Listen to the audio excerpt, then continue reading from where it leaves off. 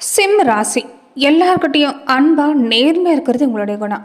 பலரும் அறிய முடியுமா இவங்க அன்பை வெளிப்படுத்த மாட்டாங்க. ஆனா ஆற்றல் மிகுந்திருக்கக்கூடிய நெருப்பு ராசி. ஆளுமை பண்புங்கிறது இந்த ராசிக்காரங்க அதிகம். தன்னை மதிக்கக்கூடியவங்களை மதித்து நடக்கக்கூடியவங்களா இருப்பாங்க. தன்னோட பெற்றோர்கள், ஆசிரியர்கள், மூத்தவங்களை முன்னோடியாக எடுத்துக்கிட்டு வாழ்க்கையில் ரொம்ப பணிவாக நடந்து கொள்ளக்கூடிய தன்மையும் இந்த ராசிக்காரங்கிட்ட அமைஞ்சிருக்கோம். எந்த நேரமும் சதா சர்வ காலமும் கம்பீரமாக வரக்கூடியவங்க. நட உட பாவனையில் எப்போதுமே ஒரு மிடுக்குங்கிறது இந்த ராசிக்காரங்க கிட்ட நிறைஞ்சிருக்குன்னு சொல்லலாம். ஏழையாக இருந்தாலும் சரி, பணக்காரராக இருந்தாலும் சரி, வசதிகளை எதிர்பார்க்க மாட்டாங்க. எல்லாரையும் ஒரே சமமாக நினைக்கக்கூடிய ஒரு குணம் கொண்டவங்களும் இந்த ராசிக்காரங்களே சொல்லலாம். அது மட்டும் இல்லாமல் மற்றவங்க பார்வைக்கு சிம்ம ராசிக்காரங்க திமிர் பிடிச்சவங்க மாதிரி இருக்கலாம். ஆனால் அப்படி இல்லை. பிடிவாத குணம் கொஞ்சம் உங்களுக்கு உண்டுனாலுமே குழந்தை உள்ளத்துக்கு சொந்தக்காரங்கன்னு சொல்லலாம்.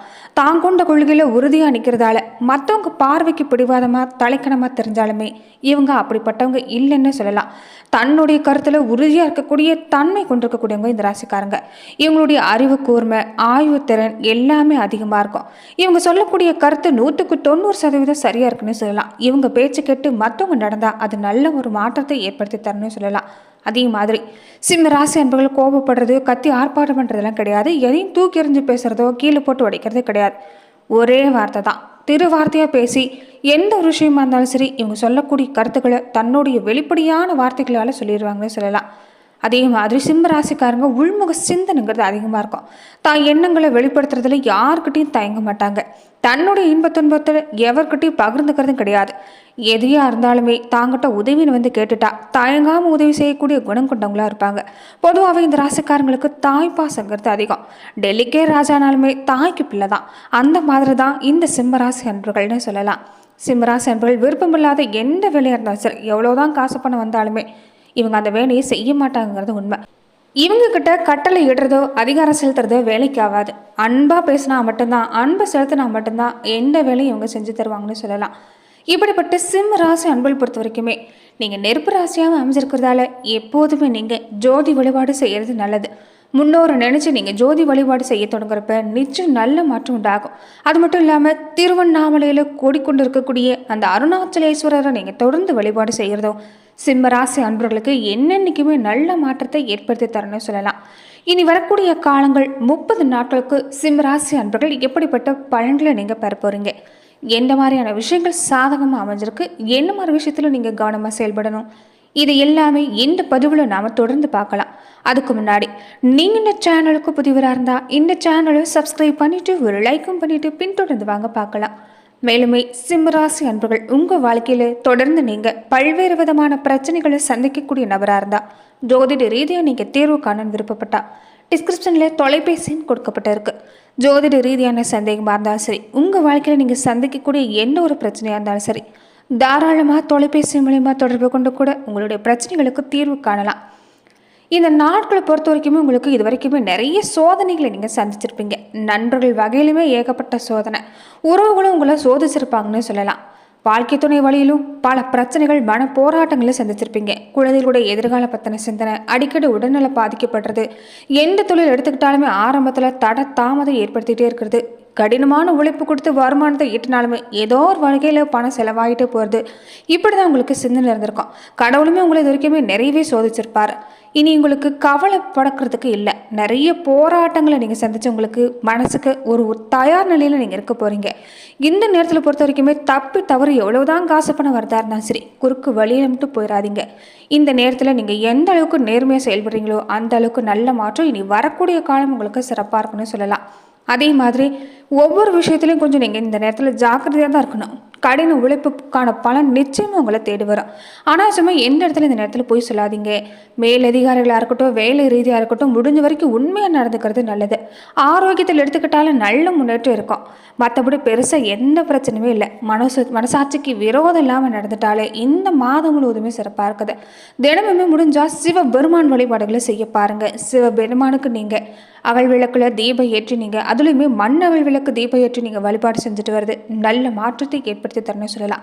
வீட்லேயும் சரி வெளியிலும் சரி எந்த தெய்வத்தை நினச்சி நீங்கள் தெய்வ ஏற்றி வழிபாடு செய்கிறீங்களோ அந்த தீப ஒளியில் எந்த தெய்வத்தை நினைக்கிறீங்களோ அந்த தெய்வம் ஆகர்ஷணம் செய்யப்படுங்கிறது உண்மை. அதனால் தொடர்ந்து நீங்கள் வீட்டில் தீப ஏற்றி வழிபாடு செய்கிறப்ப நிச்சயம் உங்கள் இஷ்ட தெய்வத்தின் அருளால் எல்லாமே நல்லபடியாக நடக்கும்.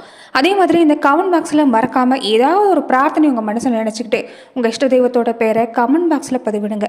நடக்கிறது நல்லபடியாக நடக்கட்டும். கிரக அமைப்புன்னு எடுத்துக்கிட்டிங்கன்னா தனவாக்கு குடும்பஸ்தானத்தில் கேது, ரணரோக ரோகஸ்தானத்தில் சூரியன், புதன், கலஸ்திரஸ்தானத்தில் சனி, அஷ்டமஸ்தானத்தில் சுக்கிரன், ராகு, தொழில்ஸ்தானத்தில் குரு, லாபஸ்தானத்தில் செவ்வாய்னு கிரக அமைப்புங்கிறது காணப்படுது. இந்த கிரக அமைப்பு பொறுத்த வரைக்குமே சிம்ம ராசி அன்பர்களுக்கு நல்ல மாற்றத்தை ஏற்படுத்தி தரக்கூடிய நேரம். ராசிநாதன் புதனோடு இணைஞ்சிருக்கிறதால நிச்சயம் நல்ல மாற்றம் உண்டாகக்கூடிய அமைப்பு.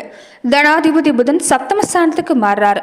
சுப செலவு இந்த நேரத்தில் அதிகரிக்கணும்னு சொல்லலாம். ஆக மொத்தம் உங்களுக்கு இந்த நேரத்தில் பணம் வெறியாகக்கூடிய வாய்ப்பு அதிகமாக இருந்தாலுமே சுப செலவாக மாற்றிக்கிட்டிங்கன்னா உங்களுக்கு நல்லது.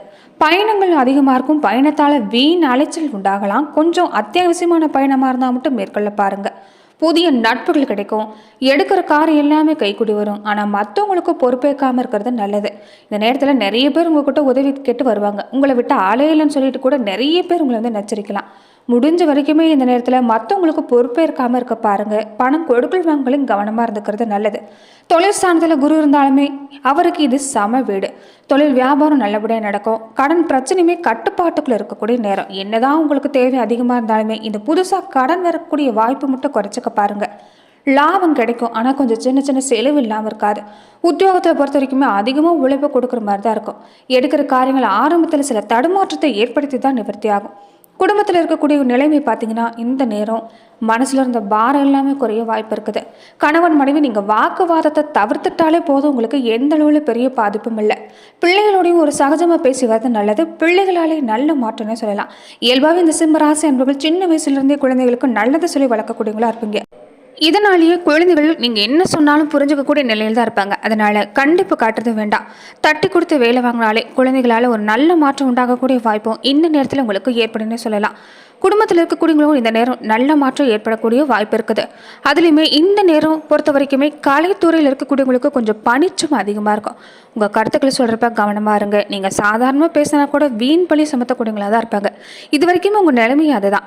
வீட்டில் இருக்கக்கூடியவங்களும் சரி, வெளி இடத்துலையும் சரி, வேலை செய்கிற இடத்துலையும் சரி, தேவையில்லாத வீண் பழியை கொண்டு வரக்கூடியவங்க தான் அதிகமாக இருந்திருப்பாங்க. இனியுமே கொஞ்சம் கவனமாக இருந்துக்கிறது நல்லது. வீண் அலைச்சல், தட தாமதம் ஏற்படும். கொஞ்சம் கவனமாக இருக்கணும். புதுசாக முயற்சி செய்கிறதா இருந்தால் கொஞ்சம் இந்த காலம் தள்ளி போட பாருங்கள். அரசியல் துறையில் இருக்கக்கூடியவங்களுக்குமே இந்த நேரம் சிறப்பாக இருக்குது. ஆனால் மற்றவங்களுக்கு உதவ போய் வீண் பிரச்சனை உண்டாகும். கவனமாக இருந்துக்கணும். வாகனங்களை போகும்போது எச்சரிக்கையாக இருங்க. மனசில் இருக்கக்கூடிய கஷ்டம், துயர் இது எல்லாமே நீங்கக்கூடிய காலம். அதே மாதிரி சின்ன சின்ன கொஞ்சம் செலவு இந்த நேரம் அதிகமாக தான் இருக்கும். மனசில் ஏதாவது ஒரு வகையில் கலக்கங்கிறது இல்லாமல் இருக்காது. காரணமே இல்லாமல் ஒரு சோகம், வீண் பழி இது எல்லாமே நீங்கள் சுமக்கிற மாதிரி தான் இருக்கும். ஒதுங்கி போனால் கூட வழியை வந்து சில சண்டைக்கு போடுவாங்க. கொஞ்சம் கவனமாக இருங்க. எவ்வளோ பெரிய விஷயமா இருந்தாலும் சரி உங்களால் கண்டிப்பாக அதில் நிவர்த்தி ஆகக்கூடிய வாய்ப்பு இருக்குது. ஏன்னா மனோ தைரியமுடைய ராசி தான் இந்த சிம்மராசி. எதுவாக இருந்தாலும் இந்த ராசிக்காரங்களை பொறுத்த வரைக்குமே துணிச்சலோடு எதிர்கொண்டு பல வெற்றிகளை பெறக்கூடிய அமைப்பு கொண்டவங்களும் நீங்கள் தான். அதனால் நீங்கள் இந்த நேரத்தில் கொஞ்சம் பொறுமையாக இருக்கிறது நல்லது.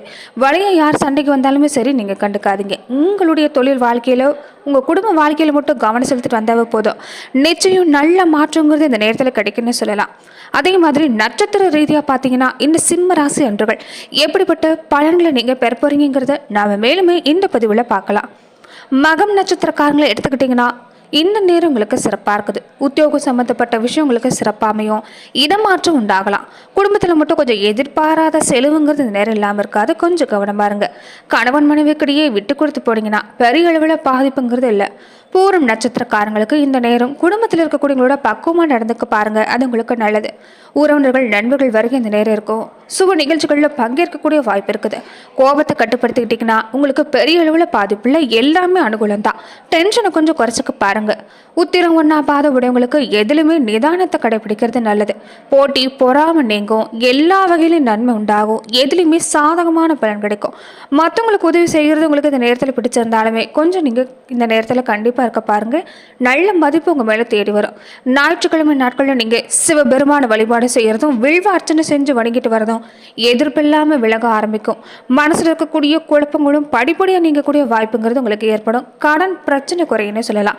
இந்த மாதத்தை பொறுத்த வரைக்குமே அதிர்ஷ்ட கிழமைன்னு எடுத்துக்கிட்டிங்கன்னா ஞாயிறு, செவ்வாய், வியாழக்கிழமை நாட்கள் அதிர்ஷ்ட தினங்களை அமைஞ்சிருக்குது. சந்திராஷ்டம தினங்கள் எடுத்துக்கிட்டிங்கன்னா இந்த 2, 3ஆம் தேதிகள் சந்திராஷ்ட தினம் உங்களுக்கு அமைன்னு சொல்லலாம். அதிர்ஷ்ட தினங்கள் 23, 24 பொறுத்த வரைக்குமே அதிர்ஷ்ட தினங்கள் உங்களுக்கு அமைஞ்சிருக்கு. நன்றி நண்பர்களே. இந்த பதிவில் சிம்மராசி அன்பர்களுக்கு அடுத்து வரக்கூடிய 30 நாட்கள் எப்படிப்பட்ட பலன்களை எல்லாமே நீங்கள் பெற போறீங்கிறத நம்ம பார்த்தோம். மேலுமே இந்த மாதிரியான பதிவுக்கு நீங்கள் இந்த சேனலை லைக் பண்ணுங்கள், ஷேர் பண்ணுங்கள், கமெண்ட் பண்ணுங்கள், மறக்காமல் சப்ஸ்கிரைபும் பண்ணிடுங்க.